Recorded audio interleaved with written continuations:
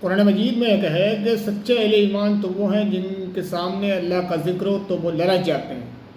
اور جب اللہ کی آیات ان کے سامنے پڑھی جاتی ہیں تو ان کا ایمان بڑھ جاتا ہے اور وہ اللہ پر اعتماد رکھتے ہیں۔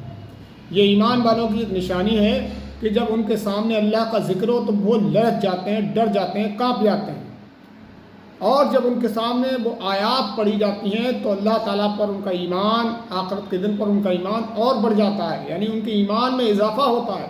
اور وہ اللہ پر اعتماد رکھتے ہیں، یعنی بھروسہ رکھتے ہیں کہ ہمارا رب ایک دن جو ہے ہم سے حساب کتاب لے گا اور ہمارے ساتھ آسانی فرمائے گا اگر ہم اس کے بتائے ہوئے طریقے کے مطابق زندگی گزاریں گے۔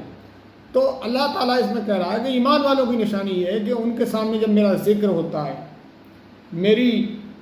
جو ہے کبریائی بیان کی جاتی ہے تو وہ لرز جاتے ہیں، کانپ جاتے ہیں، ڈر جاتے ہیں مجھ سے کہ میرا ایک رب ہے جو مجھ سے سوال کرے گا اس زندگی کے بارے میں، اور ان کے ایمان میں اضافہ ہوتا ہے